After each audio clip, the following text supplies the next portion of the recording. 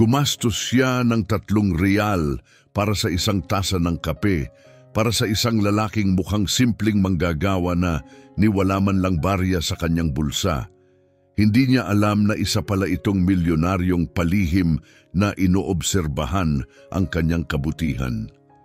Isang tipikal na Lunes ng umaga at abala ang kafe sa karaniwang dami ng mga taong nag-aalmusal. 2 oras nang nagtatrabaho si Mariana, walang tigil sa pagseserbisyo sa mga customer sa isang walang katapusang pila. Naguunahan ang mga tao sa pagpasok, may kanya-kanyang kahilingan sa inumin. Ang ilan ay halos hindi nagsasalita o tumitingin sa mata. Isa lang itong karaniwang araw sa kanyang pang-araw-araw na buhay. Naghahain ng kape kapalit ng minimum wage para sa mga taong papunta sa mga trabahong pinapangarap nila. Pinupunasan niya ang isang tasa nang may lumapit sa counter. Suot ng lalaki ang lumang maong, simpleng t-shirt, sirang sneakers at isang beanie na halatang matagal nang ginagamit. Walang kakaiba sa kanya, parang isa lang sa maraming manggagawang dumaraan. "Magandang umaga!" Masiglang bati niya, sabay ngiti na nagbigay liwanag sa kanyang mukha. "Isang maliit na kape, pakiusap." "May asukal?" tanong ni Mariana habang abot kamay na ang tasa. "Opo, pakiusap." Ihinanda niya ang kape at inilapag sa counter. 3 reais, aniya. Kinapkap ng lalaki ang kanyang mga bulsa sa harap, likod at muli, lahat ay walang laman. Dahan-dahang nagbago ang kanyang ekspresyon mula sa pagiging kalmado patungong pagkapahiya. "Ay nako," bulong niya habang muling nagsiyasat.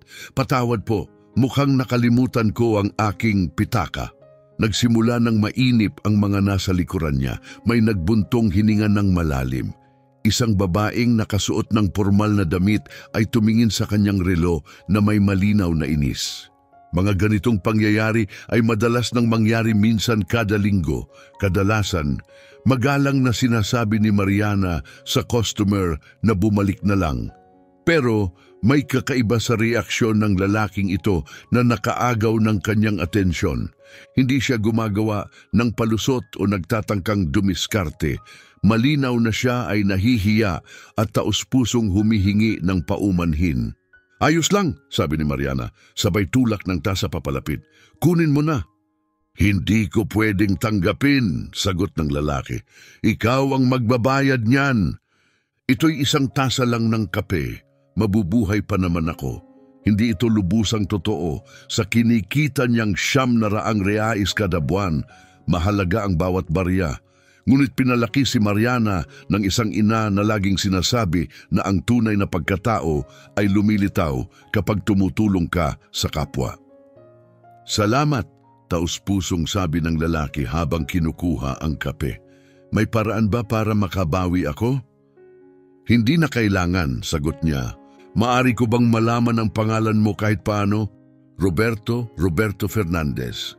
"Ako si Mariana," sagot niya habang muling tumutok sa susunod na customer. Ngunit hindi agad umalis si Roberto. Nanatili siya sa tabi ng counter, tahimik na iniinom ang kanyang kape at pinapanood si Mariana habang nagtatrabaho. Hindi sa nakakailang o bastos na paraan, kundi parang tunay na interesado siya sa kung paano niya hinaharap ang lahat. "Matagal ka na bang nagtatrabaho dito?" tanong niya nang magkaroon ng kaunting pahinga sa pila. 6 na buwan, sagot ni Mariana habang nagsasalansan ng mga tasa. "Gusto mo ba rito?" Nagulat si Mariana sa tanong. Walang nagtatanong sa kanya niyon.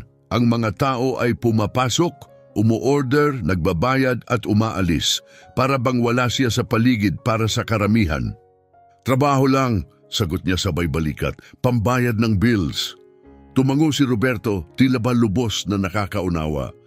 Mas mahalaga pa ang tapat na trabaho kaysa sa karamihan sa mga trabaho sa opisina kung ako ang tatanungin. May lumapit na bagong customer at muli siyang tumutok sa paggawa ng order. Nang muli siyang lumingon, naroon pa rin si Roberto. "Pasensya na kung istorbo ako," magiliw niyang sabi. "Matagal-tagal na rin mula nang makipag-usap ako sa isang taong totoo Totoo, tanong ni Mariana. Siyang karamihan sa nakikilala ko, ewan, parang laging umaarte, may ginagampan ng papel. Pero ikaw, tapat ka, totoo. Namula ang pisngi ni Mariana. Sinasabi mo ba yan sa lahat ng cashier na binilhan mo ng kape? Tumawa si Roberto ng malakas, yung klase ng tawa na nakakahawa at nakakatawag pansin. Sa totoo lang, bihira akong makalimot ng pitaka, ngayon lang nangyari. Abay, maswerte ka pala ngayon. Totoo nga, sandali siyang tumigil, nag-alinlangan. Mariana, pwede ba akong magtanong ng medyo kakaiba? Subukan mo, maingat niyang sagot. Anong oras ka matatapos sa trabaho mo? Agad na nainis si Mariana. Karaniwan, dito lumalabas ang tunay na intensyon ng lalaki. Bakit mo tinatanong? Tanong niya, bantay sarado ang tono. Umuulan na sa labas, sabay turo ni Roberto sa bintana. Mababasa ka pa uwi at gusto kong suklian ang kabutihan mo sa pamamagitan ng pag-aalok ng sakay. Tumingin siya sa labas. Tama si Roberto. May ambon na at ayon sa balita ay uulan pa ng mas malakas. Pauwi siya sa pamamagitan ng 2 biyahe ng bus at wala pa siyang payong. Hindi kita kilala, sagot niya ng maingat. Tama ka, tango ni Roberto. Hindi ko intensyon na lumampas sa linya. Patawad.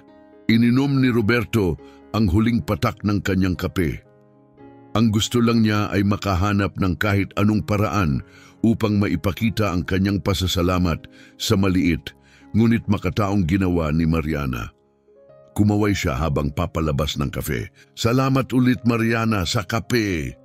Mag-ingat ka, sagot niya na may magalang ng ngiti. Malapit nang makalabas si Roberto nang bigla siyang tawagin ni Mariana sa isang di inaasahang impulsong damdamin. Roberto, tawag niya. Lumingon si Roberto tila nagtataka. Natatapos yung shift ko ng 5:00, sabi niya. Kung talagang umuulan pa rin mamaya at gusto mo pa ring suklian ng kabutihan.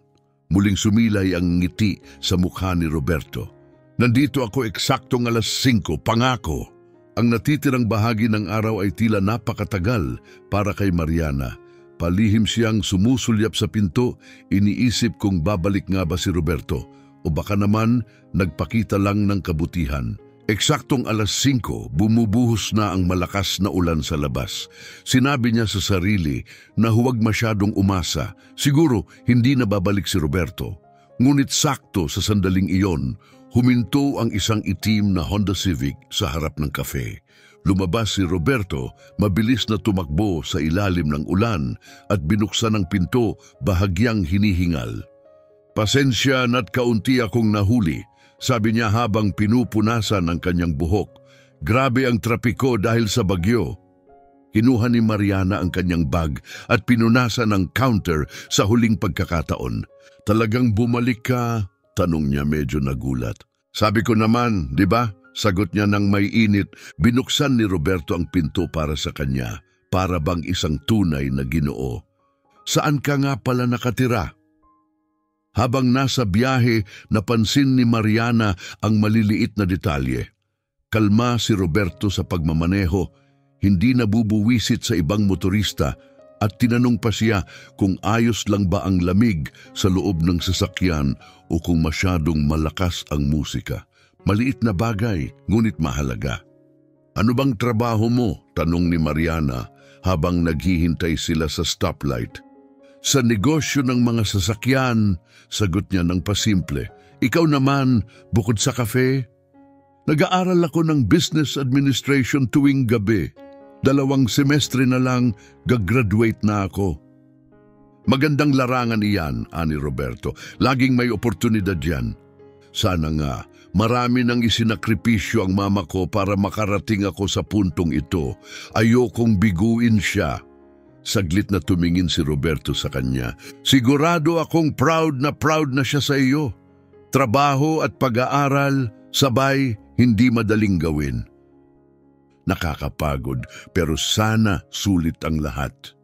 Nagpatuloy ang usapan nila hanggang makarating sila sa apartment ni Mariana.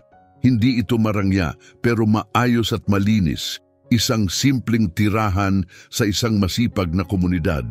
Salamat sa sakay, sabi ni Mariana habang inaabot ang door handle. Hindi, ako dapat ang magpasalamat dahil sa almusal, tugon ni Roberto, sabay ngiti. Pagkatapos ng kaunting katahimikan, nagtanong si Roberto, Mariana, pwede ba akong magtanong ulit? Medyo kakaiba ulit ito. Nagtanong ka na ng kakaiba kanina at naging maayos naman, pabirong tugon ni Mariana. Ngumiti si Roberto. Ganun ba, gusto mo bang magkape tayo bukas? Bago ka pumasok sa trabaho. Ako naman ang taya ngayon. Tiningnan siya ni Mariana ng maigi. Kita sa itsura ni Roberto ang kaba. Para bang teenager na nag-iipon ng lakas ng loob para yayain ang kanyang kauna-unahang date. Plano mo bang kalimutan ulit ang wallet mo? Biro niya. Hindi na, tawa ni Roberto. Siguradong dala ko na bukas. Kung ganun, sige, gusto ko yan. Anong oras okay sa'yo? Mga 7:30 para may oras pa tayong magkwentuhan bago ang trabaho. Perfect, kita tayo bukas. Umakyat si Mariana sa hagdanan ng kanyang apartment na may ngiting hindi niya kayang itago. Matagal na rin mula nang huli niyang maramdaman ang ganito, ang kilig at tahimik na kasiyahan. Hindi tulad ng ibang lalaking nakilala niya si Roberto. Siya'y mapagpakumbaba, magalang at mahinahon. Wala siyang kaalam-alam na ang lalaking umiinom ng 3 reais na kape ay ang pinakamayamang tao sa buong lungsod. Mula sa kanyang sasakyan, pinanood ni Roberto hanggang sa may sindi ng ilaw sa bintana sa 2 palapag. Doon lang siya muling umandar patungong sentro ng lungsod. Ngunit hindi siya umuwi. Huminto siya sa harap ng isang matayog na gusaling salamin, halos 20 palapag ang taas. Binigyan siya ng doorman, naka-uniforme at maayos ng magalang na tango. Magandang gabi po, Ginoong Roberto. Magtatrabaho pa rin po ba kayo ngayong gabi? May mga personal na bagay lang akong inayos. Carlos, magandang gabi. Pumasok si Roberto sa elevator at sandaling sumandal habang paakyat. Ang isip niya ay nasa kay Mariana pa rin, ang kanyang katapatan, ang ngiti niya habang ikinukwento ang kanyang mga pangarap at kung paano niya binanggit ang sakripisyo ng kanyang ina. Wala siyang kaalam-alam kung sino talaga si Roberto. Hindi niya alam na ang lalaking uminom ng murang kape ay malayo sa pagiging dukha. Pagbukas ng elevator, dumiretso ito sa isang pribadong opisina. Sa ibabaw ng mesa, may isang makintab na nameplate, Roberto Fernandez, CEO, Fernandez Construction. Mula sa bintanang mula sahig hanggang kisame, kita ang buong lungsod na puno ng ilaw, mga gusaling itinayo at dinisenyo ng kanyang kumpanya. Sa loob lamang ng 5 taon, nakabuo si Roberto ng isang business empire. Ang Fernandez Construction ang nasa likod ng pinakaprestihiyosong developments sa buong rehiyon.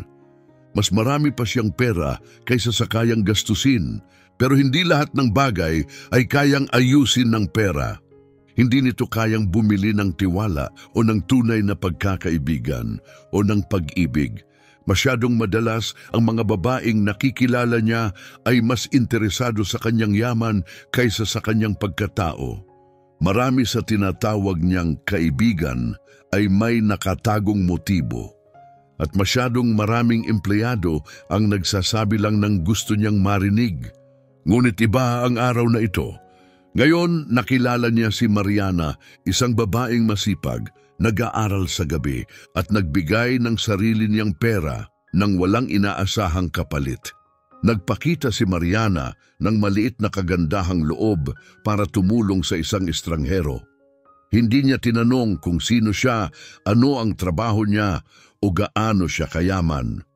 Tinrato niya ito gaya ng ibang tao.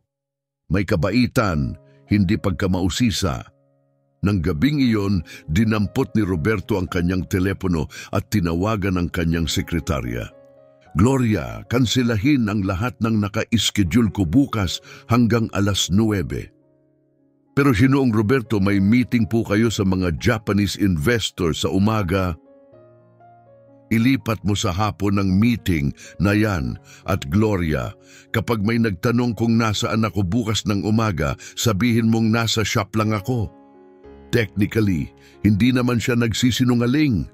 Pag-aari pa rin ni Roberto ang isang maliit na auto repair shop, isang negosyo na sinimulan niya nung kabataan niya at hindi niya kailanman binitiwan.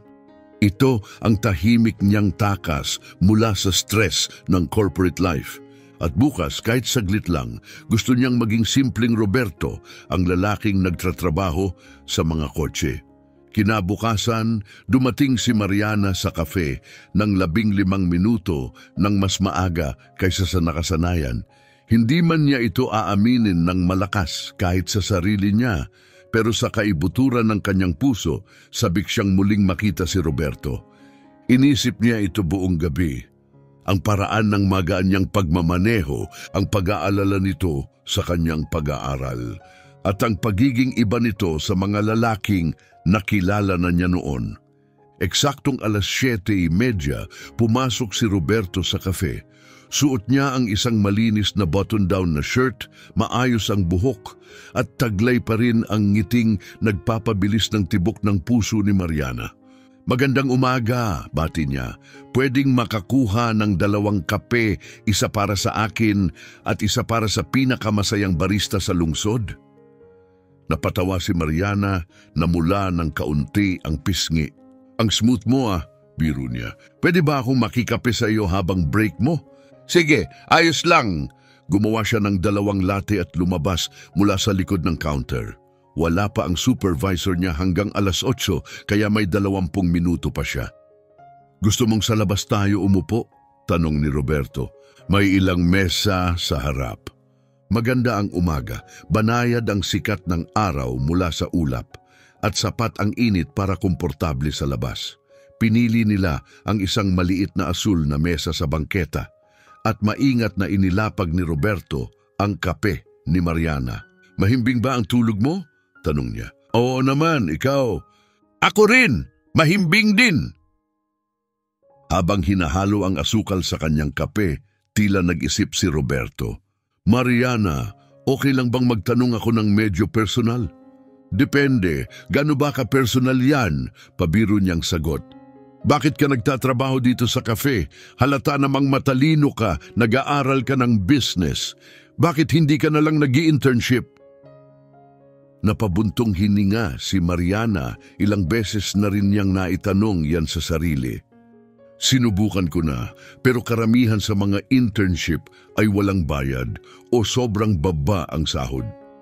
Kailangan ko ng maayos na kita para matulungan si mama at masuportahan ang sarili ko. Dito, kahit paano, sigurado ang sahod. Tumango si Roberto, unawa ang mukha. At ang mama mo, nakatira siya sa probinsya, may maliit siyang pensyon. Namatay si Papa nung 15 anyos ako, may iniwang mga utang, kaya todo kayod si Mama para makapagtapos ako at magkaroon ng mas magandang kinabukasan. Tahimik na nakinig si Roberto. Ang paraan ng pagkukwento ni Mariana tungkol sa kanyang ina, puno ng pagmamahal, pasasalamat at respeto, tumagos sa puso niya. Karamihan sa mga taong kilala niya ay nagrereklamo sa maliliit na bagay.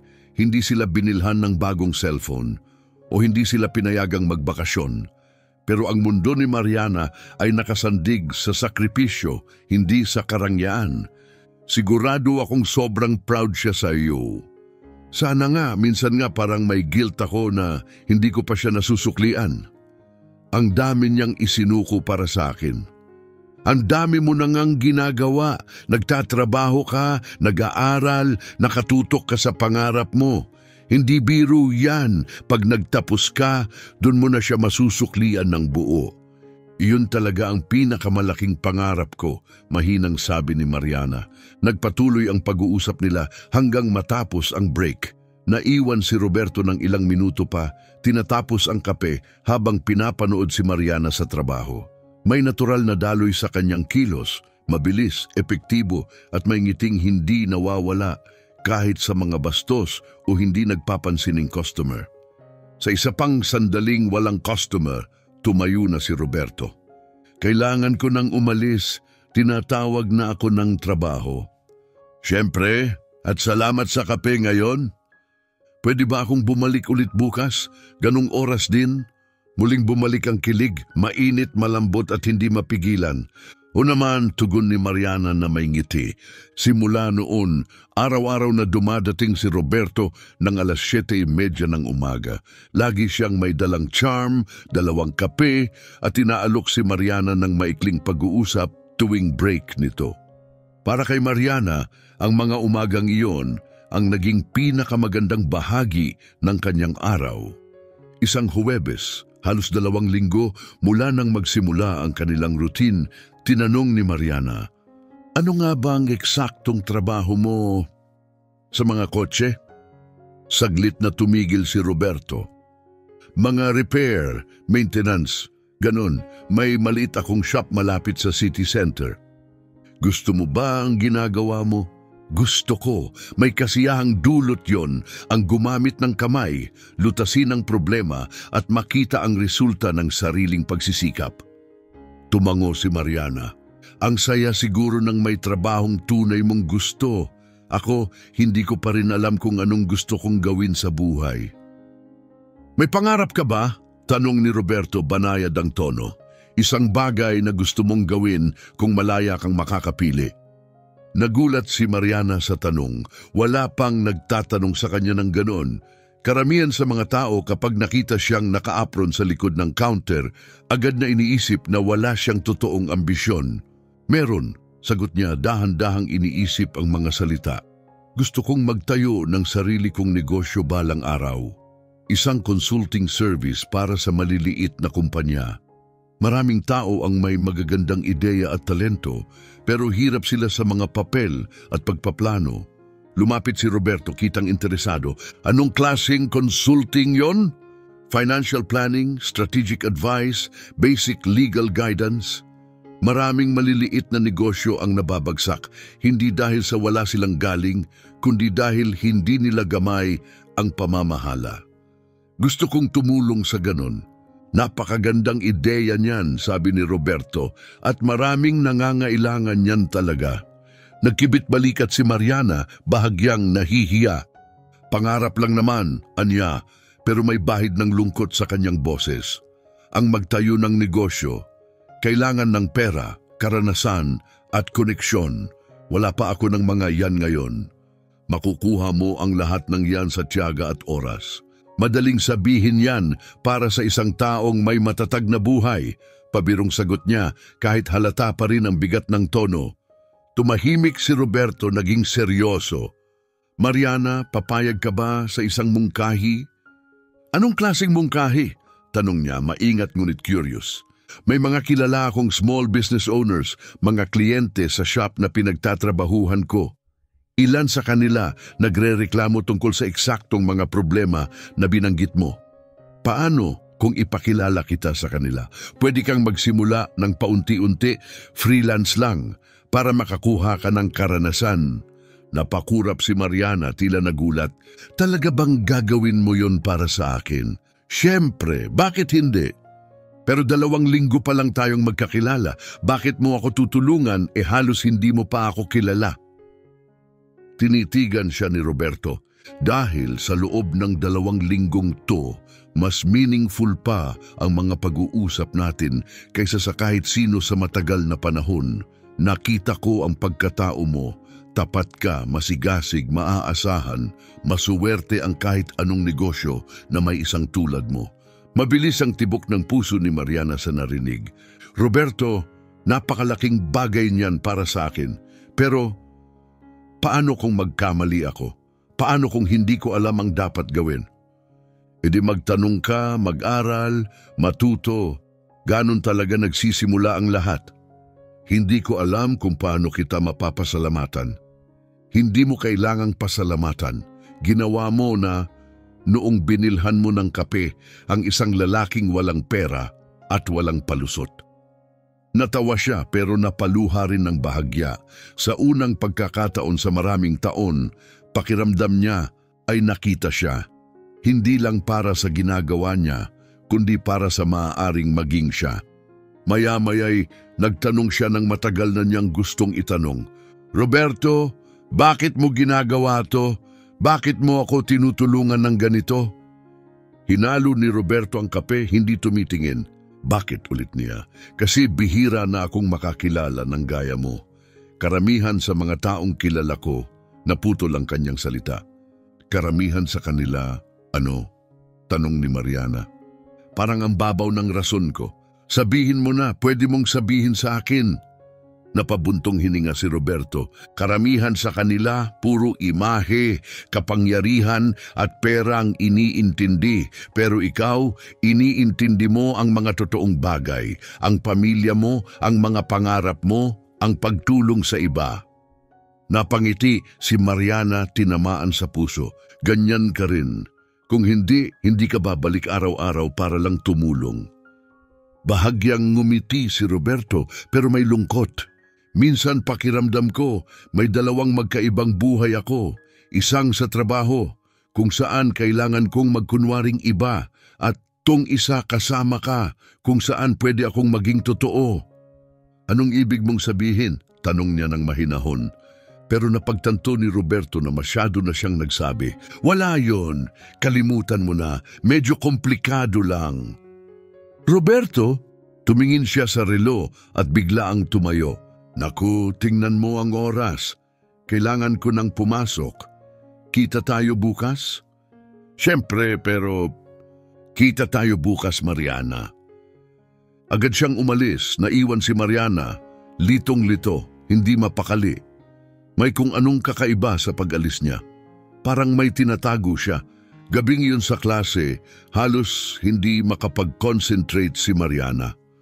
Paulit-ulit bumabalik sa isip niya si Roberto. Ang paraan ng pag-iwas nito nang tanungin niya tungkol sa trabaho. Ang biglang layo sa mga mata nito. Totoo kaya yung offer niya tungkol sa mga kontak o isang magandang salita lang na hindi niya balak tuparin? Kinabukasan, dumating si Roberto sa nakasanayang oras. Pero may nagbago. Tahimik siya, tila hindi kampante. Ang ngiti niya, hindi na umaabot sa mga mata. Okay ka lang ba? Tanong ni Mariana habang nakaupo sila sa paborito nilang mesa sa bangketa. Ayos lang ako. Bakit mo natanong? Parang may iba sa iyo ngayon. Mahabang linggo lang, pagod lang siguro. Nag-usap pa rin sila pero may kakaiba. Nanatiling mababaw ang usapan, pangkalahatan, hindi personal. Agad itong napansin ni Mariana. Hindi na siya tinatanong ni Roberto tungkol sa kanyang mga pangarap. Hindi rin nabanggit ang tungkol sa oportunidad na inialok niya. Para bang iniiwasan nito ang lahat ng may kahulugan.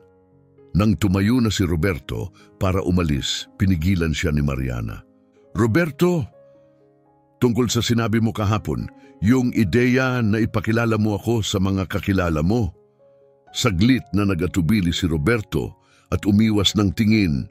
Yun, kailangan ko pa sigurong pag-isipan, baka hindi pala ganun kadali tulad ng inakala ko. Bumagsak ang puso ni Mariana. Okay lang, sagot niya, pilit ang ngiti. Pero hindi talaga okay. Buong gabi siyang nag-isip kung ano kaya ang pakiramdam ng sa wakas ay gawin ang trabahong matagal na niyang pinapangarap. Naglakas loob siyang umasa at ngayon tila umatras si Roberto, parang nangakong pinagsisisihan niya. Kita tayo bukas? Tanong ni Roberto, parang wala lang. Kita tayo, sagot ni Mariana kahit may malamig at mabigat na pakiramdam na nagsimulang tumubo sa loob niya. Hindi tugma ang mga bagay. Ang malabong sagot ni Roberto tungkol sa trabaho, ang maluwag niyang schedule na nagpapadali sa kanyang pagdalaw sa kafe na para bang wala siyang obligasyon.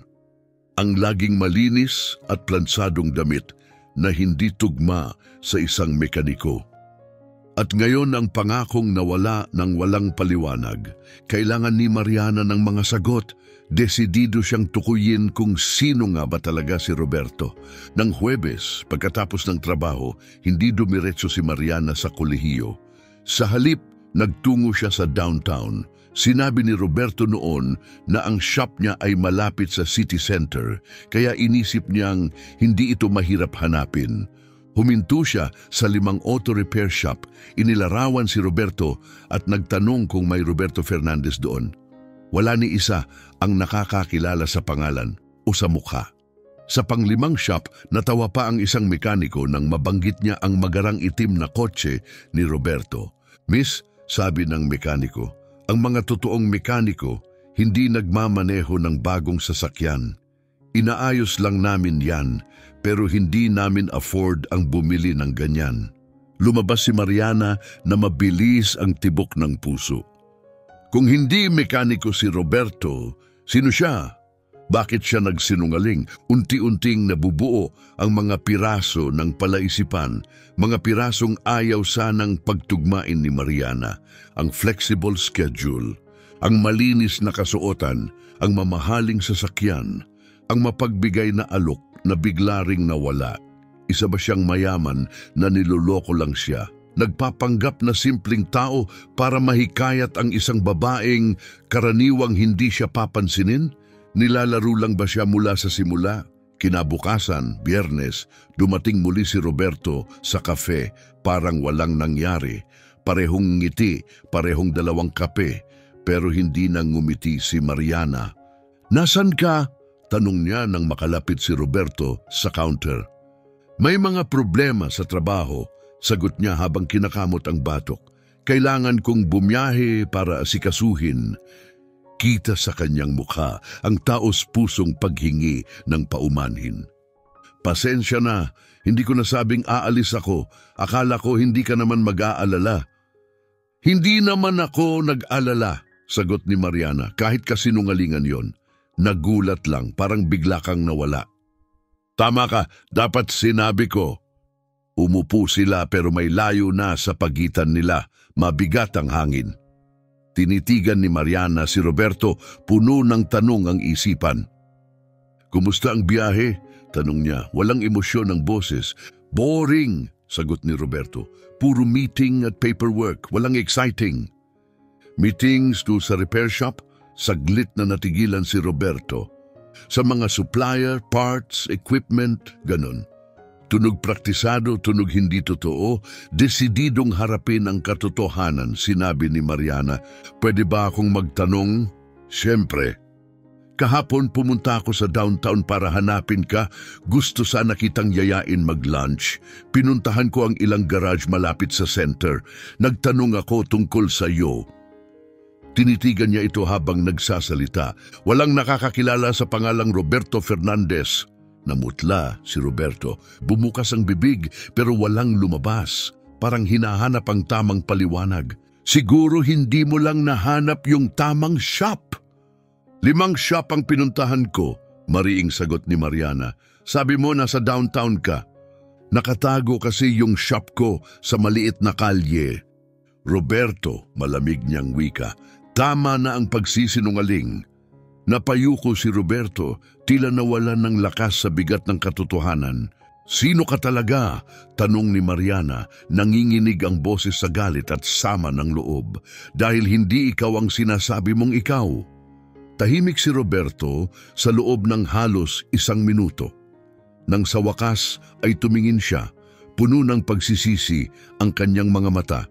"May karapatan kang magalit, Anya, pero pakinggan mo muna ang paliwanag ko bago mo ako tuluyang layuan." "Paliwanag saan? Na nilaro mo lang ako?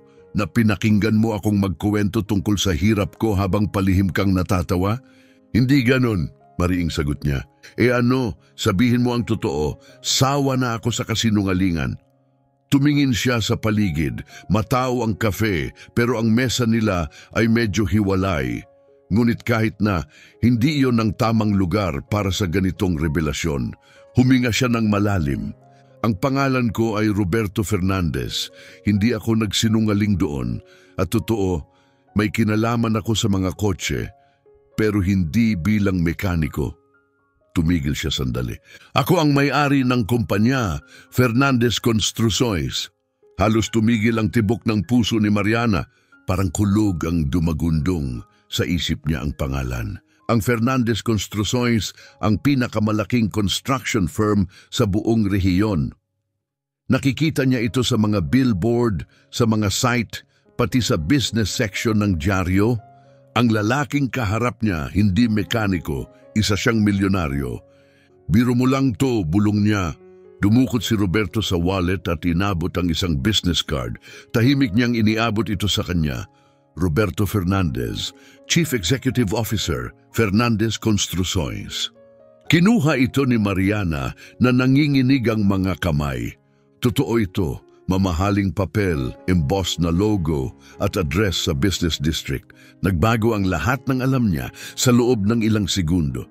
Isa ka sa pinakamayayamang tao sa lungsod, pabulong niyang sabi. Bakit ka magpapanggap na ibang tao? Lumapit si Roberto, banayad, ngunit matindi ang tinig. Dahil kapag ako si Roberto mula sa garahe, tinatrato ako ng mga tao bilang tao. Hindi bilang bangko, hindi bilang premyo. Noong nakilala kita, naging mabait ka. Iginagalang mo ako at wala kang hiningi. Tinitigan niya ito puno ng sinseridad. Ikaw ang kauna-unahang tao sa matagal na panahon na nagpakita ng malasakit sa kung sino ako, hindi sa kung anong meron ako. Pero hindi ka naman talaga yung taong inakala kong ikaw. Nanginginig ang boses ni Mariana, halos maluha na ang mga mata. Nagsinungaling ka sa lahat, sa trabaho mo, sa buhay mo, sa kung sino ka talaga. Hindi ako nagsinungaling sa mahahalagang bagay, sagot ni Roberto ng marahan. Hindi ko sinungalingan kung anong nararamdaman ko para sa iyo, o kung gaano ko gustong makilala ang tunay mong pagkatao, o kung gaano ka ka-espesyal para sa akin. Biglang tumayo si Mariana, kumalabog ang pag-urong ng kanyang upuan sa sahig. Napalingon ang ilang tao sa kafe. Hindi ko na kaya to, hindi ako mananatili rito para lang makinig sa panibagong kasinungalingan. Mariana, pakiusap. Hindi, putol niya. Ginawa mo akong tanga. Isang buwang pinakinggan mo akong magkwento tungkol sa paghihirap ko. Tungkol sa minimum wage, tungkol sa pagpagsabay ng trabaho at night school. At sa lahat ng oras na yon, isa ka palang milyonaryo. Bumagsak ang luha sa kanyang mga pisngi. Paano mo nagawa sa akin yon? Dahil gusto kong makita mo ako sa kung sino talaga ako. Sa kung sino ka? Halos mabasag ang kanyang tinig. Wala kang ipinakitang totoo. Lahat peke. Kinuha niya ang kanyang bag, nanginginig ang kamay sa hiya at galit. Siguro nag-e-enjoy ka, no? Pinanood mo yung mahirap na babae habang ini-stress ang sarili sa 3 reais na kape. Hindi yon ang ibig sabihin. Ayokong marinig pa. Tumalikod siya pero biglang huminto at muling tumingin sa kanya. Mababa ang tinig, puno ng sakit. Alam mo kung anong pinakamasakit, Roberto, nagustuhan talaga kita. Yung akala kong ikaw, pero yung taong yon hindi pala totoo. At iniwan niya si Roberto. Mag-isa, tahimik, hindi makakilos. Sa loob ng restroom ng kafe, nagkulong si Mariana at tuluyan ng gumuho. Mabilis dumaloy ang luha ng galit, hiya at pagkadismaya. Paano siya naging ganong kabulag? Paano niya hindi nakita ang mga palatandaan? Ang mga kamay na halatang hindi sanay sa trabahong pisikal, ang laging libreng umaga, ang malinis at tailored na mga damit, ang mamahaling kotse na hindi niya kailanman ipinaliwanag. Siyempre hindi siya mekaniko, siyempre may connection siya, mayaman siya, makapangyarihan, konektado. At siya, isa lang siyang babaeng nasa likod ng counter, isang kakaibang karanasan para kay Roberto, isang pansamantalang aliw sa gitna ng marangyang buhay. Baka laro lang ito sa kanya, isang iba naman sa karaniwan niyang mundo, isang bagay na nakakaaliw. Tinitigan ni Mariana ang refleksyon niya sa salamin, namumula at sira-sira ang mukha sa iyak. Tanga, mahinang bulong niya sa sarili, ganap na tanga. Paglabas niya, kinailangan niyang magpanggap, maglingkod, ngumiti, gumanap na parang walang nangyari. Pero napansin ng kanyang supervisor, Mariana, ang putla mo, may nangyari ba? Okay lang po ako, Mr. Ricardo. Pagsisinungaling niya, medyo pagod lang. Umuwi ka na muna, si Ana Rosa na ang tatapos ng shift mo. Tumango siya, taos pusong nagpapasalamat. Hindi na niya kayang manatili pa ron. Hindi sa lugar kung saan siya dinadalaw ni Roberto araw-araw. Hindi sa lugar kung saan nabuo ang mga pag-uusap na ngayon ay tila peke. Sa bahay, bumagsak siya sa kama at umiyak hanggang sa wala nang mailabas. Pagkatapos, nanatili lang siya roon, nakatingin sa kisame, pilit inuunawa ang lahat. Mayaman si Roberto, sobra. At sa kung anong dahilan, pinili nitong magpanggap bilang isang ordinaryong tao para lang mapalapit sa kanya. Pero bakit? Anong gusto ng isang milyonaryo sa isang simpleng tagakape? Laro lang ba ito? Isang weird fantasy ng isang mayamang lalaki? O pustahan sa mga elitistang kaibigan? Tumunog ang telepono, isang numerong hindi niya kilala. Hello? Mariana, ako to si Roberto. Huwag mo muna akong ibaba, please. Nakatutok ang daliri niya sa end call, pero may kung anong tono sa kanyang boses na nagpahinto sa kanya. Anong kailangan mo? Matalim niyang tanong. Gusto ko lang magpaliwanag lahat, walang filter, walang kasinungalingan. Sobra na ang paliwanag mo. Yung narinig mo, simula pa lang yon, sagot niya. Pakiusap, pakinggan mo lang ang buo, yun lang hinihiling ko. Hindi agad sumagot si Mariana. Mainit pa rin ang galit pero hinihila siya ng kuryosidad. Paano mo nakuha ang number ko? Tanong niya sa huli. Sa employee records ng cafe, amin niya. Alam kong mali yun, paglabag ng privacy, pero kailangan kitang makontak. Kaya panibagong kasinungalingan na naman, anya, mapait. Pinakilala mo ang sarili mo bilang isang ordinaryong lalaki. Pero ang totoo, yung mga ordinaryong tao, hindi basta-basta nakakakuha ng ganung impormasyon. Tahimik siya saglit. Mariana, sabi ni Roberto sa mahinang tinig, alam mo ba kung ano ang pinaka-nakakasakit sa akin?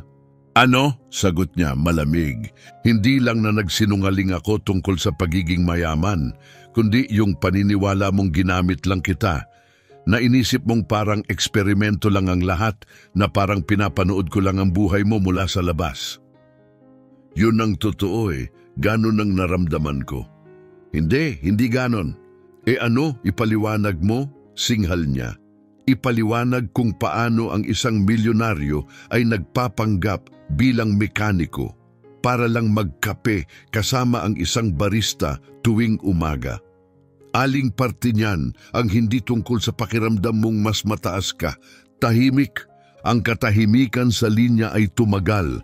Akala ni Mariana ibinabana niya ang tawag. Hanggang sa wakas, nagsalita si Roberto. May karapatan kang magalit, mahinahon niyang sabi. Sa wakas, sinabi ni Roberto ang mga salitang hindi alam ni Mariana kung gusto ba niyang marinig. Tama ka sa lahat, amin ni Roberto. Nagsinungaling ako. Lumampas ako sa hangganan. Ginamit kita bilang paraan para takasan ang tunay kong buhay. Nabigla si Mariana sa kanyang katapatan, pero hindi ito kailanman tungkol sa pakiramdam na mas mataas ako. Dagdag pa niya, nanginginig ang tinig. Ito ay tungkol sa pag-alala kung anong ibig sabihin ng pagiging tao. Huminga siya ng malalim, halatang pinipigilang matalo ng emosyon. Sa loob ng 5 taon, lahat ng taong nasa paligid ko ay may kailangan, pera, pabor, koneksyon. Pati sariling pamilya, tumatawag lang kapag may kailangan sila. At yun ang dahilan para magsinungaling ka sa akin, singhal ni Mariana. Hindi, sagot niya ng mahina. Makasarili yon, alam ko na ngayon.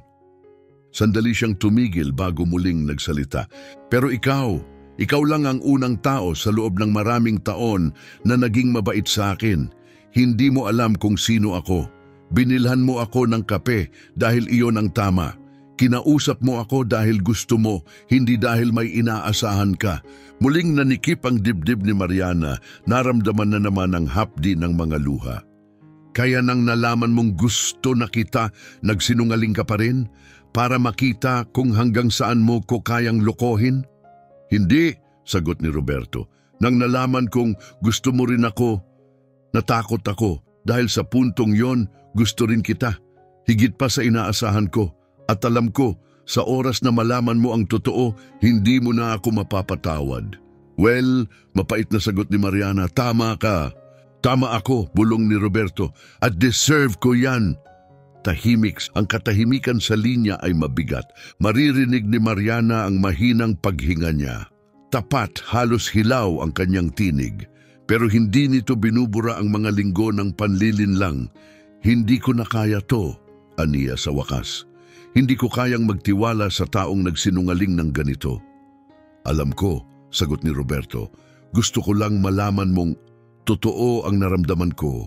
Maaring peke ang ibang bagay, pero hindi yon. Paano ko paniniwalaan yan? Tanong niya. Hindi mo kailangan, sagot niya banayad, at naiintindihan ko. Muling natahimik. Pagkatapos idinugtong ni Roberto, hindi na kita guguluhin, hindi na ako pupunta sa kafe, hindi na ako tatawag ulit. Pero Mariana, ang makilala ka ang pinakamagandang bagay na nangyari sa akin sa matagal na panahon. At patawad, taos puso. Tumahimik ang linya, binaba niya ang tawag, tinitigan ni Mariana ang telepono. May namuong bigat sa kanyang dibdib, isang kakaibang kawalan. Bahagi ng puso niya ang gustong maniwala. Gusto niyang isipin na totoo nga. Pero paano siya magtitiwala kung ang buong pagkatao niya ay naging bahagi ng isang kasinungalingan?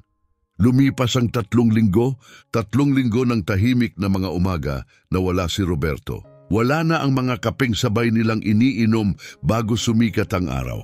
Wala nang mga kwento. Wala nang tawanan. Pinilit niyang kumbinsihin ang sarili na mas mabuti ito, na nakaiwas siya sa sakuna. Pero sa kaibuturan niya, hindi siya ayos. Kahit gaano pa siya nagalit noon, hindi mawala sa isip niya ang mga sinabi ni Roberto. Ang mga mata nito habang pinapakinggan ang kanyang mga pangarap, ang mga salitang nagbibigay lakas ng loob, ang suporta.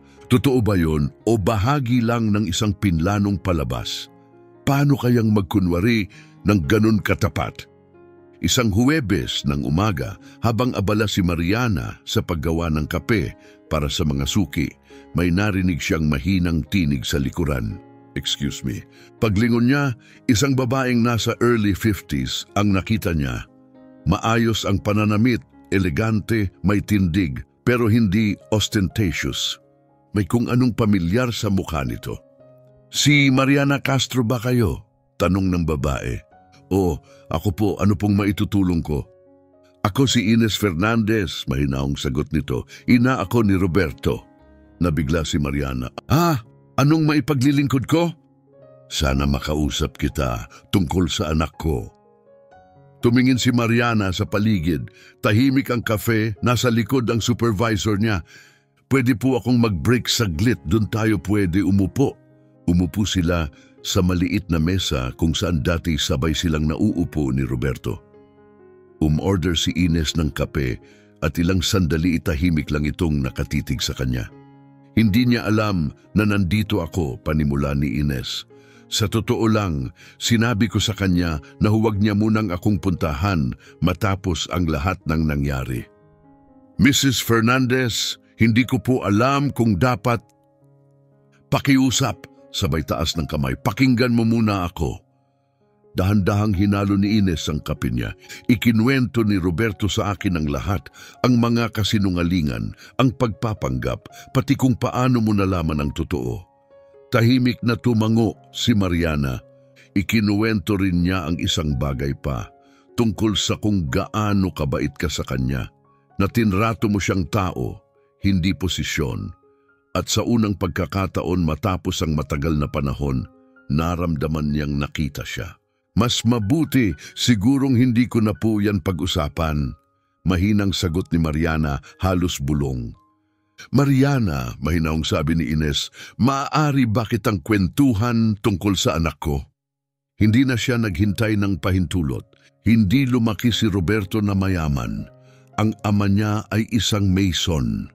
Ako naman ay tagalinis ng bahay. Wala kaming marangya noon, pero buo kami. Nagbago ang ekspresyon ni Mariana. Hindi iyon ang uri ng pinagmulan na inaasahan niya. Nang maglabing-anim si Roberto, nagbago ang lahat. Namatay ang ama niya sa aksidente sa construction site. Simula noon, siya na ang umako sa responsibilidad ng pamilya. Matatag ang tinig ni Ines, puno ng tahimik na pagmamalaki. Nagtrabaho siya sa araw, nag-aral sa gabi. Sa edad na 18, nakapasok siya sa isang maliit na construction company. 16 na oras siyang nagtatrabaho. Araw-araw, natutunan niya ang lahat. At nang malapit nang magsara ang kumpanyang yun, makalipas ang 5 taon, binili niya ito. Isang banayad ng ngiti ang sumilay sa labi ni Ines. Hindi lang niya ito nailigtas, ginawa niya itong isa sa pinakamalalaking construction firm sa buong estado. Dahan-dahang tumango si Mariana. Napakagandang kwento. Pero bakit ninyo ito sinasabi sa akin? Yumuko si Ines, mas malapit sa mesa, mas malambot ang tinig, dahil gusto kong maintindihan mo kung sino talaga siya. Hindi niya minana ang yaman niya. Siya mismo ang gumawa noon, gamit ang pawis, sakripisyo at katatagan. Pero sa proseso, may nawala rin ang tiwala niya sa mga tao. Kahulugan po, tanong ni Mariana. Binabago ng pera ang pananaw ng tao sa iyo. Ang mga dating kaibigan, nagkaka-interes lang pag may pabor. Mga babaeng hindi siya pinapansin dati, biglang kunwari interesado. Mga kamag-anak na hindi man lang nagpaparamdam, biglang lumilitaw at humihingi, at doon naunawaan ni Mariana kung saan papunta ang usapan. Sa loob ng 5 taon, mahinang sabi ni Ines, ni isa wala siyang totoong naging kaibigan. Hindi niya alam kung gusto ba siya o ang laman ng bank account niya, hanggang sa makilala ka niya. Napaluha muli si Mariana, pero nagsinungaling siya mula sa simula. Oo, tango ni Ines, dahil natakot siya. Natakot na baka isa ka lang din sa iba. Natakot maniwalang baka iba ka nga. Hinawakan ni Ines ang kamay ni Mariana sa ibabaw ng mesa, banayad at inaakay. Ikaw ang unang taong naging mabait sa kanya nang walang inaasahan. Tinrato mo siyang tao, hindi posisyon. Kinausap mo siya dahil gusto mo, hindi dahil sa kung anong maibibigay niya. Muling bumalik ang mga luha ni Mariana, ngunit tahimik na lamang ngayon. Pero paano ko siya muling pagkakatiwalaan? Dahil ang tanging kasinungalingan lang niya ay kung sino siya sa papel, ang pera, ang trabaho. Ang iba, totoo yon, ang interes niya sa mga pangarap mo, ang paghanga niya sa katatagan mo, ang paraan ng pagngiti niya tuwing ikaw ang pinag-uusapan. Napalunok si Mariana. Paano niyo po yan nasisiguro? Gumiti si Ines, malambot ang tinig. 32 taon ko na siyang kilala. At ni minsan, hindi ko pa siya nakita na nahulog ng ganito. Mahal na mahal ka niya, Mariana. At nasasaktan siya. Nasasaktan? Gulat niyang tanong. Halos hindi na siya kumakain, hindi makatulog, inuubos ang sarili sa trabaho para makalimot. Pero hindi niya magawa. Kahapon, nagmakaawa siyang ako ang kumausap sa'yo. Tinanggihan ko. Bakit? Tanong ni Mariana. Sabi ko kung gusto niya ng kapatawaran, siya mismo ang dapat humarap. Pero nang makita ko siyang ganyan, nagbago isip ko. Hinawakan niyang muli ang kamay ni Mariana. Hindi kita pinipilit na patawarin siya. Hinihiling ko lang, pakinggan mo siya. Pinunasan ni Mariana ang kanyang mga mata. Hindi ko alam kung kaya ko. Pwede ba akong magtanong ng personal, ani Ines? Opo, mismo ba siya? Mas matindi ang tama ng tanong kaysa inaasahan ni Mariana. 3 linggo niyang pilit itinatanggi iyon. Oh, mahinang sagot niya. Miss na miss ko siya. Lumitaw ang lambing sa mukha ni Ines. Kung ganon, baka dapat mo siyang makita uli para malaman mo kung ano talaga ang nararamdaman mo. Tumayo siya at iniwan sa mesa ang ilang perang papel para sa kape. Tuwing gabi, nandoon siya sa isang lumang workshop na itinira niya, Rua das Flores, numero 347. Mula alas 8 hanggang alas 10 ng gabi, nandoon siya, nagre-repair ng mga classic cars. Doon lang siya nakakaramdam ng kapayapaan. Tumingin si Mariana, litong-lito. Bakit ninyo sinasabi ito sa akin? Dahil deserve ng anak ko na ipaliwanag ang sarili niya at ikaw, deserve mong malaman ang buong katotohanan bago ka magdesisyong lumayo. Lumakad na si Ines palayo, ngunit sandali siyang tumigil at muling lumingon. Mariana, pwede ba akong magbigay ng payo mula sa isang ina papunta sa anak na babae? Siyempre po. Minsan ang mga tao ay nagsisinungaling hindi para mandaya, kundi para protektahan ang isang bagay na mahalaga sa kanila. Nagsinungaling si Roberto dahil natakot siya na mawala ka. Hindi nito kinukonsinti ang ginawa niya, pero baka makatulong na maintindihan kung bakit niya ginawa iyon. Gabing iyon, nasa harap ng gusali ng kanyang kolehiyo si Mariana. Mahigit 1 oras siyang paikot-ikot, hindi mapakali. Parte ng sarili niya ang gustong umuwi na lang, kalimutan ang lahat at magpatuloy. Pero may isang bahagi pa rin, ang bahagi na nagmamahal pa rin, ang naghahanap ng katarungan at kasagutan. 8:30, nasa tapat na siya ng Rua das Flores, 347, isang maliit at payapang garahe, hindi bagay sa isang milyonaryo, pero mukhang totoo, simple. Tunay, mula sa bintana ng garahe, nakita siya ni Mariana nakayuko sa makina ng isang lumang Beetle. Ang kanyang t-shirt kupas at ang kanyang maong ay may mansa ng langis. Sa unang pagkakataon, mukhang tunay na mekaniko si Roberto, ang lalaking dati nagpapanggap lamang. Huminga siya ng malalim, itinulak ang pinto at pumasok. Sa mahinang langit-ngit ng pinto, napatingin si Roberto. Mabilis nagbago ang ekspresyon niya mula pagkagulat tungo sa pag-asa hanggang sa kaba na may halong takot. Mariana, mahinang sabi niya habang pinupunasan ng mga kamay gamit ang basahang may langis. Dumating ka. Dumating ang nanay mo kanina. Napabuntong hininga siya at ipinikit ang mga mata. Sinabihan ko siyang huwag gawin yon. Buti na lang hindi siya nakinig. Sandaling katahimikan ang namagitan sa kanila, tinitigan lang ang isa't isa. Halatang pumayat si Roberto. May mga bilog sa ilalim ng kanyang mga mata. Kitang-kita ang hirap na pinagdaanan niya sa mga nagdaang linggo.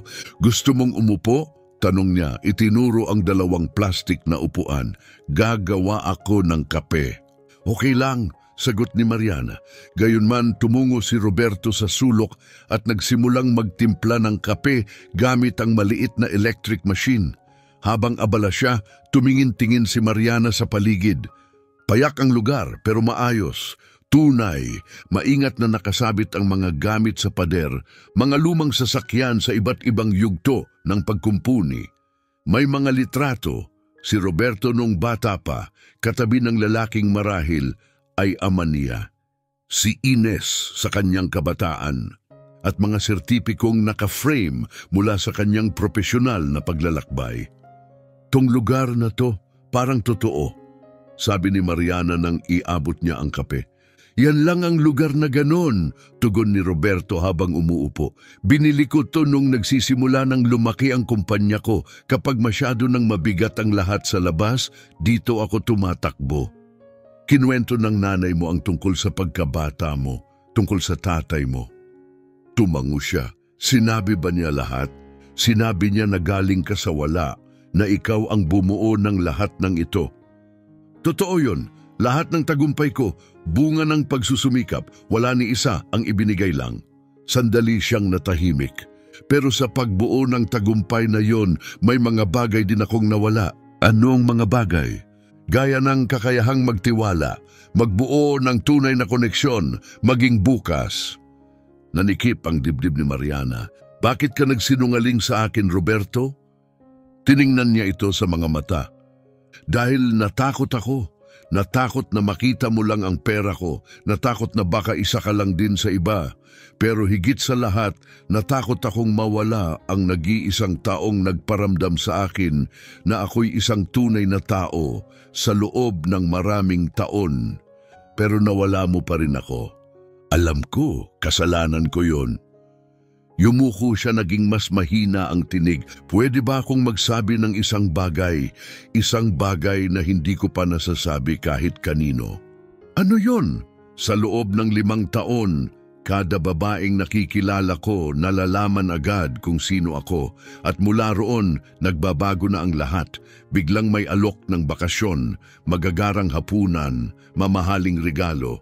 Walang nagtatanong kung ayos lang ba ako. Ang tanong lang palagi, anong maibibigay mo? Tahimik na nakinig si Mariana.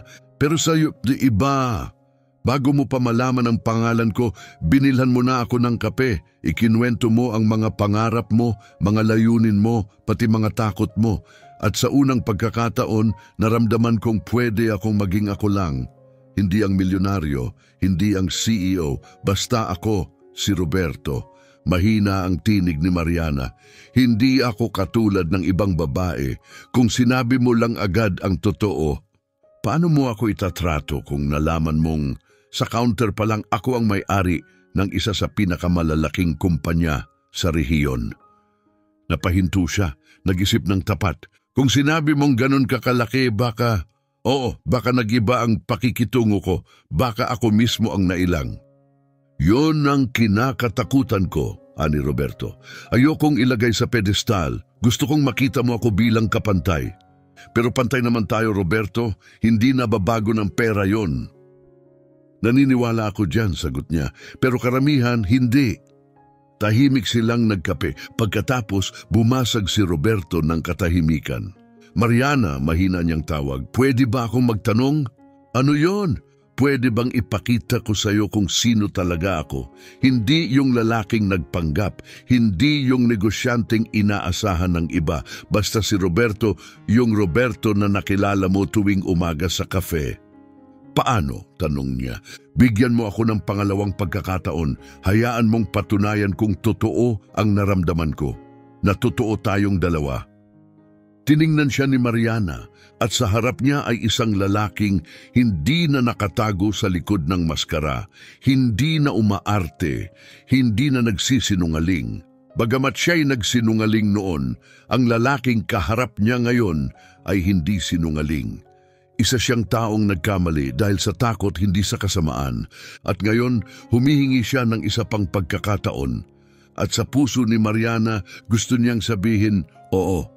Roberto, seryosong sabi ni Mariana, kung bibigyan kita ng pangalawang pagkakataon, kailangang magbago ang lahat.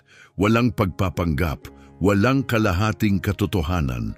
Gusto ko ng buong katapatan sa lahat ng bagay. Pangako, sagot ni Roberto, walang alinlangan. At isa pa, dagdag ni Mariana, ayokong maging lihim. Ayokong itago sa likod ng isang workshop habang iba ang ipinapakita mong buhay. Kung gagawin natin to, kailangang totoo lahat, buo. Sa unang pagkakataon mula nang dumating siya, ngumiti si Roberto. Ibig sabihin ba, handa kang bigyan tayo ng pagkakataon? Huminga ng malalim si Mariana, malumanay, ngunit buo ang loob. Handa akong subukan, pero Roberto, oo? Kapag muli kang nagsinungaling, kahit isang beses lang, tapos na, tuluyan. Hindi ko gagawin, sagot niya, tinitigan siya sa mata. Kailanman, hindi na. Makalipas ang 6 na buwan, nakatayo si Mariana sa harap ng isang maliit na commercial building sa downtown. Hawak niya ang susi ng sarili niyang negosyo. Sa salamin ng pinto, nakaprint sa gintong letra, Castro Administrative Consulting. Hindi ito malaki, 2 kwarto lang, pero pag-aari niya ito, buong buo, para sa kanya. Lumapit si Roberto, may dalang kahon ng mga dokumento. Saan ko ilalagay ito? Sa likod, sagot ni Mariana, hindi pa rin makapaniwala sa dami ng nagbago. Ang mga nakaraang buwan ay tila isang bagyong dumaan. Mahirap man, unti-unting naibalik ang tiwala. Tinupad ni Roberto ang pangakong maging bukas, pero matagal bago muling naniwala si Mariana. Tuwing gabing late siyang umuwi, palaging may kunting kaba. Tuwing tumunog ang telepono, may bahagyang takot. Pero hindi kailanman nawala ng pasensya si Roberto. Naiintindihan niya ang pagdududa. At araw-araw, unti-unti, ipinakilala niya kay Mariana ang tunay niyang mundo. Nagsimula sila sa mga simpleng date, hapunan sa mga tahimik na kainan malapit sa dating cafe kung saan siya dati nagtatrabaho. Isinunod ang tour sa apartment ni Roberto. Elegante, disente, hindi pa sikat. Isang araw dinala siya sa Fernandez Construction. Pagpasok ni Mariana sa opisina, napabulong siya. Nakakatakot dito. Ngumiti lang si Roberto. Trabaho lang to. Hindi nito dinudikta kung sino ako. At ginawa ni Roberto ang isang matapang na bagay. Isang bagay na hindi inaasahan ni Mariana. Ipinakilala niya ito sa buong staff bilang ang pinakamahalagang babae sa buhay ko. Napatingin ang ilang empleyado, halatang nabigla. Hindi pa kailanman nagpakilala si Roberto ng babae sa kumpanya. Siguro ang tingin nila, isa lang akong gold digger, mahinang sabi ni Mariana. Hayaan mo silang isipin ang gusto nila, sagot ni Roberto. Ang mahalaga, tayo ang nakakaalam ng totoo. 3 buwan matapos silang magkabalikan, dumating ang pinakamahalagang pagsubok. Nangakong susunduin ni Roberto si Mariana matapos ang night class. Pero hindi siya dumating. 2 oras siyang naghintay, tumawag ng paulit-ulit. Patay ang telepono ni Roberto. Lahat ng dating takot bumalik. Iniwan na siya, muli siyang niloko. May iba na siguro siya. Umuwi si Mariana na durog ang puso, handa ng wakasan ng lahat. Pero pagpasok niya sa apartment, nadatnan niya si Roberto, nakahandusay sa sofa, nilalagnat, maputla at hirap huminga. Roberto, sigaw niya, agad siyang nilapitan. Mainit ang balat. Halatang matindi ang karamdaman. Bahagya siyang kumilos. Mariana, pasensya na. Tinangkang kong tumawag. Tahimik ka muna, dadalhin kita sa ospital. Matinding impeksyon pala ang dahilan. 3 araw siyang na-ospital. Hindi siya iniwan ni Mariana kahit saglit. Nakita niya ito sa pinakamarupok na estado, nilalagnat, nagsasalita habang tulog, paulit-ulit siyang tinatawag. Isang gabi, matapos ang pinakamalalang bahagi, tumingin si Roberto sa kanya. Bakit nandito ka pa? Anong ibig mong sabihin? Pwede ka namang umalis. Baka iniisip mong iniwan na naman kita. Pwede kang nagalit, sumuko. Hinawakan ni Mariana ang kamay niya. Hindi ako umalis dahil ngayon kilala na kita. Alam kong hindi ka basta mawawala ng walang dahilan. Paano ka nakakasigurado? Dahil sa loob ng 3 buwang ito, ipinakita mo kung sino ka, hindi sa salita kundi sa gawa. Sa sandaling yon, napagtanto ni Mariana ang totoo. Pinatawad na niya ito, pinagkakatiwalaan na niya ito, mahal na mahal niya ito. Hindi dahil perpekto siya, kundi dahil sa kanyang mga pagkukulang. 2 linggo pagkatapos, habang kumakain sila ng agahan, nagsalita si Roberto ng isang bagay na hindi niya inaasahan. Naalala mo yung pangarap mong magtayo ng sariling consulting firm? Oo naman, bakit? Paano kung gawin na natin yon? Tumawa si Mariana, napag-usapan na natin yan. Hindi ko tatanggapin ang pera mo, Roberto. Hindi ako nagbibigay ng charity, sagot niya. Nag-aalok ako ng partnership. Partnership? Lumapit siya, punong-puno ng sigla ang mga mata. Ang Fernandez Construction ay may daan-daang small businesses, contractors, suppliers, vendors. Karamihan sa kanila kailangan ng tulong sa mga bagay na gusto mong pagtuunan. Hindi ka magsisimula sa wala. Gagawa ka ng tunay na pagbabago. Naisip ni Mariana ang lahat ng gabing pinangarap niya ito. Hindi lang ang pagkakaroon ng sariling negosyo, kundi ang makatulong sa mga taong gaya niya. Yung may mga ideya pero nalulunod sa red tape, papeles at takot. Ngayon narito na siya at sa tabi niya ay ang isang lalaking minsan ay nagsinungaling dahil sa takot, ngunit pinatunayan araw-araw kung ano ang ibig sabihin ng tunay na pag-ibig, paglago at pagtutubos. Paano kung ilunsad mo na ang consulting firm mo, mungkahi ni Roberto isang umaga, at ako naman ang magpadala ng mga kliyente sa iyo? Napataas ang kilay ni Mariana. Wala akong puhunan. Ako na ang bahala sa unang 6 na buwan, sagot niya. Upa, gamit, marketing, anumang kailangan mo. Pwede mo akong bayaran kapag kumita na. At kung hindi man magtagumpay, Ituturing na lang nating regalo mula sa sobra-sobrang supportive mong boyfriend. Sandaling natahimik si Mariana, nag-iisip. Hindi lang ito pa utang, dagdag agad ni Roberto. Isa itong partnership. May benepisyo rin ako. Makakapag-rekomenda ako ng magaling na consultant sa network ko. At ikaw, sa wakas, mabubuhay mo na ang pangarap mo. At kung mag-fail ako, mahina niyang tanong kung hindi ko mabayaran. Isang hapunan lang ang utang mo sa akin, biro niya, sabay ngiti, tapos kalimutan na natin. Pagkatapos ng maingat na pag-iisip, tinanggap ito ni Mariana. Hindi dahil gusto niya ng pera, kundi dahil sa unang pagkakataon, may nagbigay sa kanya ng pagkakataong matagal niyang hinintay. 6 na buwan makalipas, naroon na siya sa harap ng sariling opisina, hawak ang mga susi. Castro Administrative Consulting, nakakasilaw sa gintong letra sa salamin. 2 kwarto lang ito pero pag-aari niya, pinaghirapan niya, hindi pa rin ako makapaniwala. Bulong niya habang hinahaplos ang mga letra. Alam kong kaya mo, sabi ni Roberto, lumalapit habang may dalang kahon ng dokumento. Ang tanging taong nagduda sa iyo, ikaw lang. Tumingin si Mariana sa kanya, puno ng emosyon ng mga mata, na ibalik ko na yung buong utang noong 1 buwan. Alam ko, ngiti ni Roberto, nakita ko ang bank transfer at napansin ko rin, nag-donate ka ng kaparehong halaga sa isang scholarship fund. Napabuka ang labi ni Mariana. Paano mo nalaman? Kilala kita, Mariana. Alam kong sa oras na magkaroon ka ng kakayahan, ang una mong gagawin ay tumulong, tulad ng ginawa ng mama mo sa'yo. Tama siya. Nung kumita ang kumpanya sa unang buwan, nagtayo si Mariana ng maliit na fund para sa mga estudyanteng walang kaya. 3 estudyante na ang nakapag-aral sa unang semestre dahil dito. Tumawag ang mama mo kahapon, dagdag ni Roberto habang inaayos ang mga papeles sa harapan. Darating siya sa opening, di ba? Oo, umiiyak siya tuwing nababanggit namin. Sabi niya magiging proud si Papa. Sigurado ako, proud na proud siya, sagot ni Roberto, mahinahon. Magkasama nilang inihanda ang opisina para sa maliit na salu-salo, ilang kaibigan, unang mga kliyente at ilan sa mga empleyado ng Fernandez Construcciones. Walang engranding selebrasyon, simple, may saysay.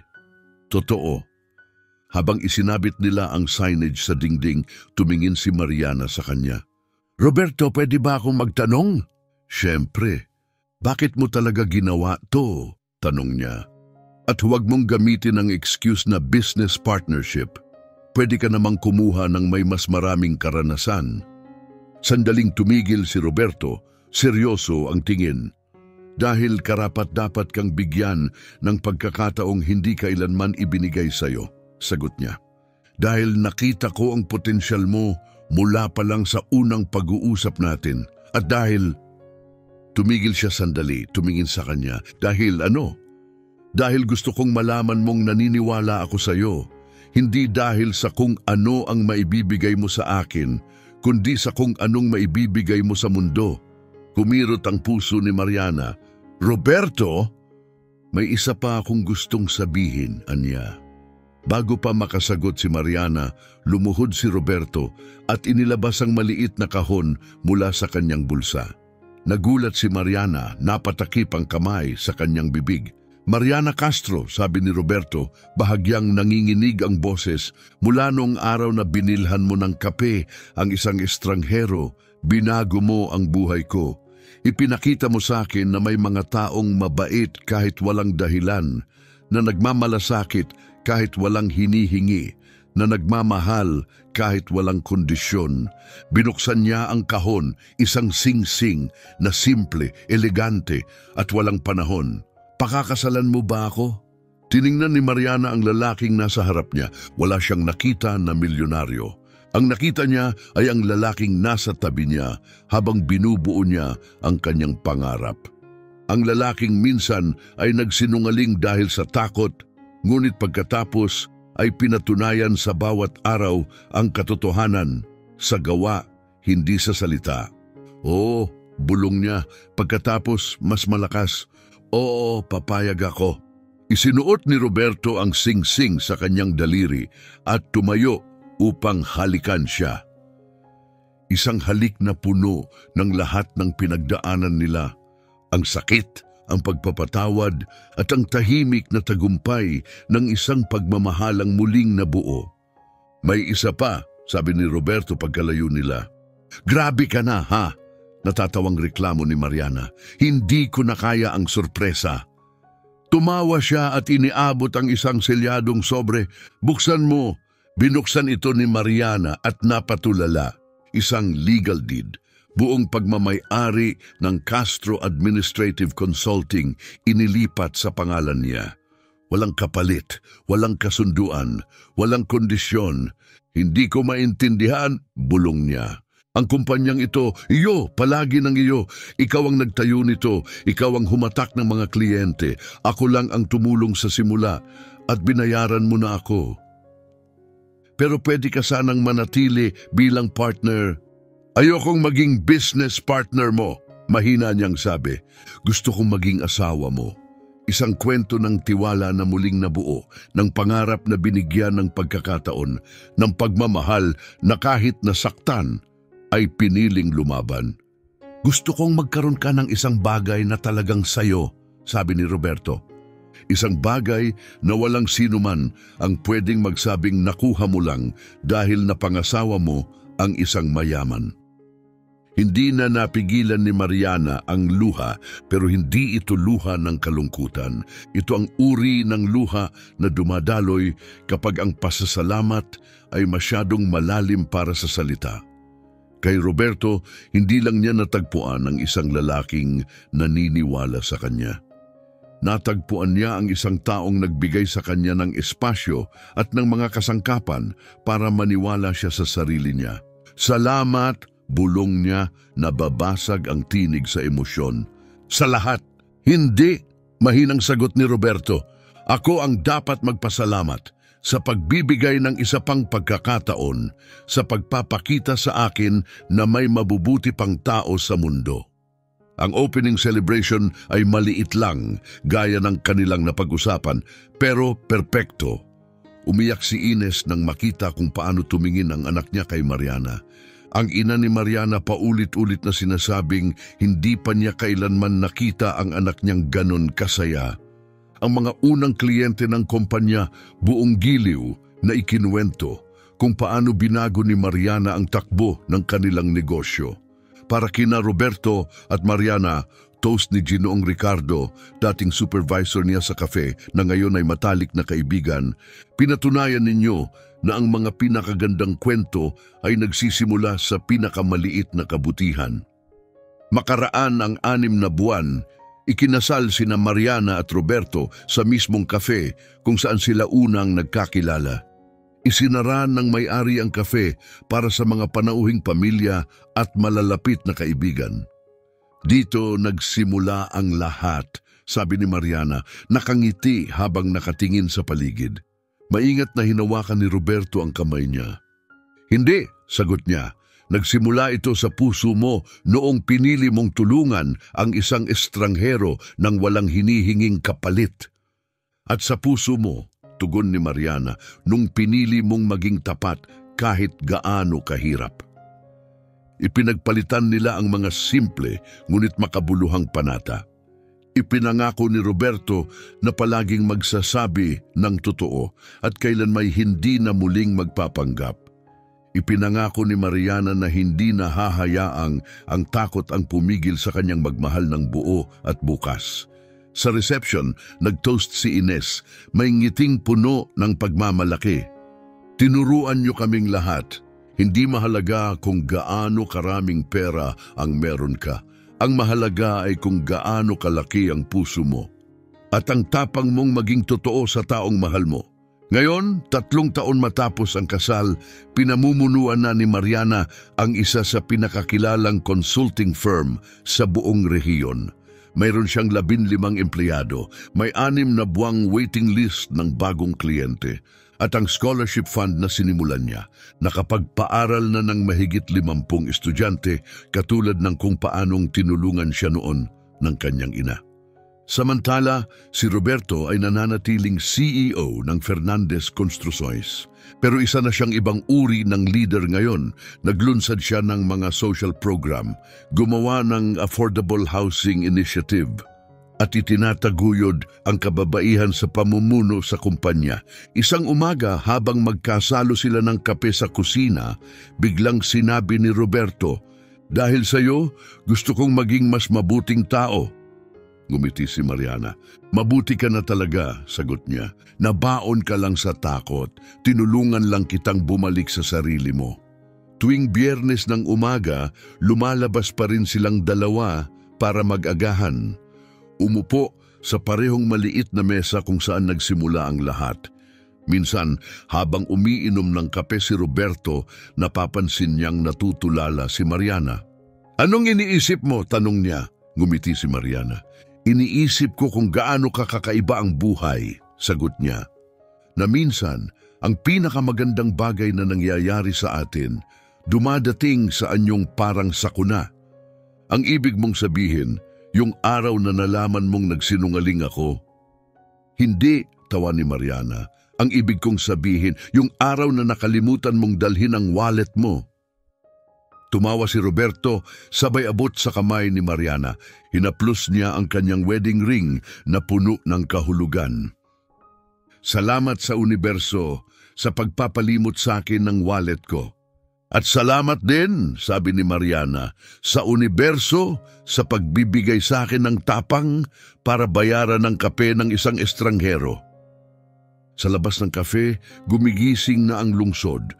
Mga taong nagmamadali sa trabaho, habol sa layunin, lutas sa problema. Pero sa loob, sa isang maliit na mesa malapit sa bintana, tahimik na nakaupo ang dalawang tao. Dalawang taong natutunan na minsan ang pinakamaliit na kilos ng kabutihan, ang simula ng isang kwentong di mo malililimutan, wakas.